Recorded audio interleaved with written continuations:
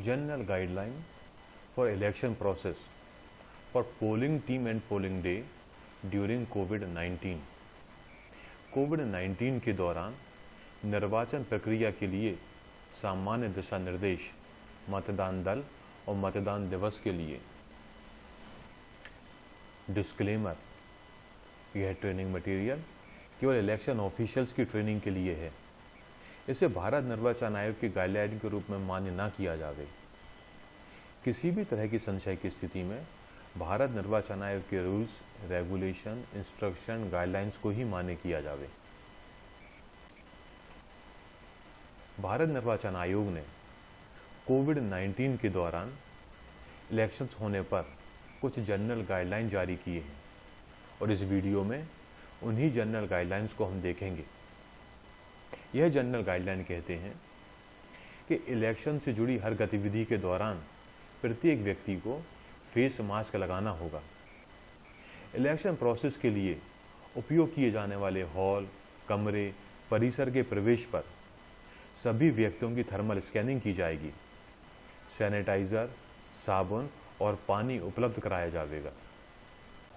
State government और government of India के गृह मंत्रालय के कोविड-19 से संबंधित सभी दिशा निर्देशों के अनुसार सोशल डिस्टेंसिंग बनाए रखी जाएगी। निर्वाचन प्रक्रिया के दौरान उपयोग के लिए पर्याप्त मात्रा में सैनिटाइजर प्रदान किया जाएगा। ईवीएम, वीवीपैट को संभालने वाले प्रत्येक अधिकारी को ग्लव्स उपलब्ध कराए जाएंगे।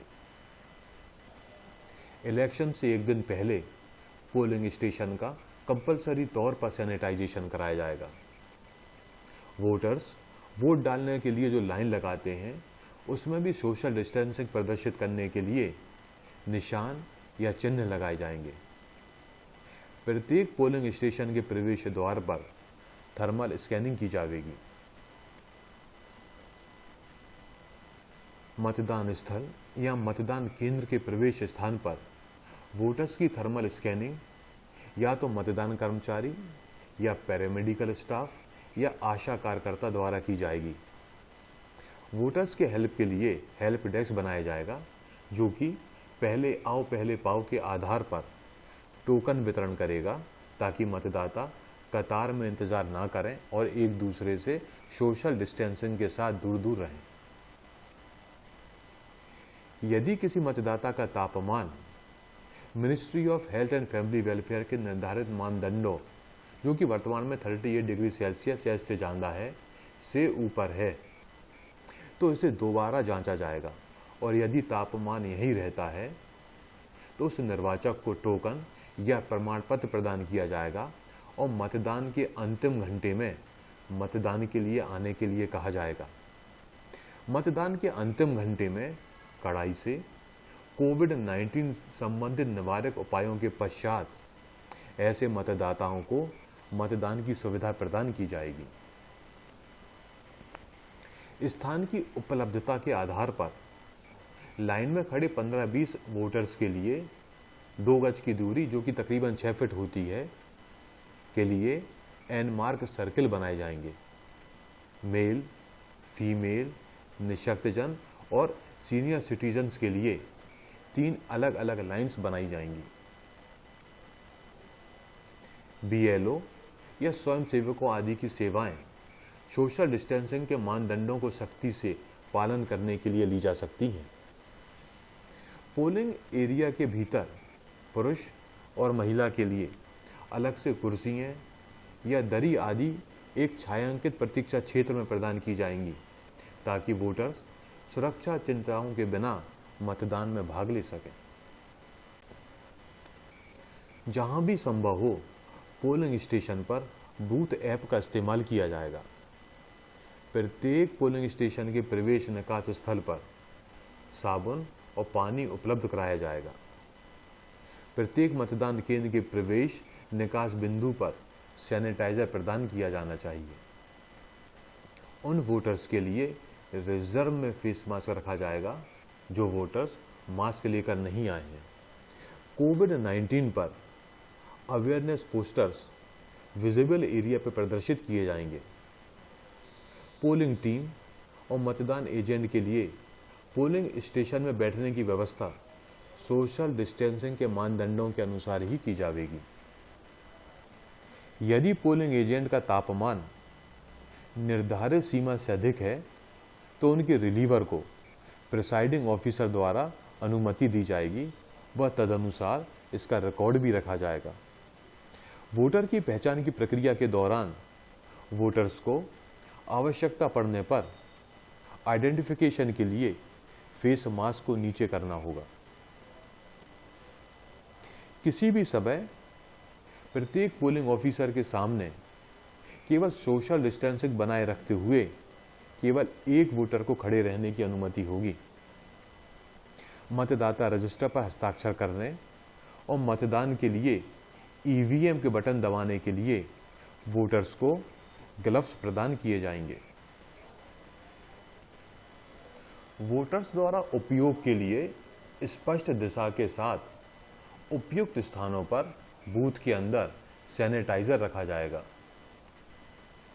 कोविड-19 के पेशेंट्स जो कि क्वारंटीन में हैं को कोविड-19 संबंधित निवारक उपायों का सख्ती से पालन करते हुए स्वास्थ्य अधिकारियों की देखरेख में अपने संबंधित मतदान केंद्रों पर मतदान के दिन के अंतिम घंटे पे वोट डालने की अनुमति दी जाएगी। सेक्टर मजिस्ट्रेट अपने आवंटित मतदान केंद्र में इसका समन्वय करेंगे। किट फॉर पोलिंग ऑफिसर निम्नलिखित आइटम हर मतदान अधिकारी और सुरक्षा कर्मियों जहां पीपीई किट की आवश्यकता होगी वो भी दी जाएगी, वो अन्य निर्धारित वस्तुओं के अलावा प्रदान किए जाएंगे। Mask, sanitizer, face shield, gloves. इन उपायों के अलावा हमें यह समझना भी जरूरी है कि नेशनल डिजास्टर मैनेजमेंट एक्ट 2005 के डिफरेंट सेक्शंस क्या कहते हैं। सेक्शन 51 कहता है कि सेंट्रल गवर्नमेंट या स्टेट गवर्नमेंट द्वारा जारी दिशा निर्देशों में बाधा उत्पन्न करना या गैर अनुपालन करना ऐसा किया जाता है तो इसके तहत 1 वर्ष का कारावास या जुर्माना या दोनों हो सकते हैं, और यदि इस तरह की बाधा से जीवन में गंभीर नुकसान का खतरा होता है तो कारावास 2 साल तक बढ़ाया जा सकता है। सेक्शन 52 राहत सामग्री प्राप्त करने के लिए झूठे दावे करने से संबंधित है और इसके तहत सजा है जुर्माने के साथ 2 साल की जेल या कारावास। Section 53 miss appropriation of money और मटेरियल्स, धन या सामग्री का दुरुपयोग और इसके तहत सजा है जुर्माने के साथ 2 साल की जेल या कारावास। सेक्शन 54 डिजास्टर से रिगार्डिंग फॉल्स वार्निंग देना या उसके मैग्नीट्यूड या सीवियरिटी के बारे में गलत चेतावनी देना जिससे समाज में घबराहट पैदा होती है। इसके तहत सजा है जुर्माना या 1 साल की जेल या कारावास। सेक्शन 55 सरकार के विभागों द्वारा अपराध। शासकीय विभाग द्वारा अपराध के मामले में विभाग के प्रमुख को तब तक दोषी माना जाएगा जब तक कि वह स्वयं को निर्दोष साबित नहीं कर देता, अन्यथा किसी भी अन्य अधिकारी को दोषी पाया गया हो और उसे दंडित किया गया हो।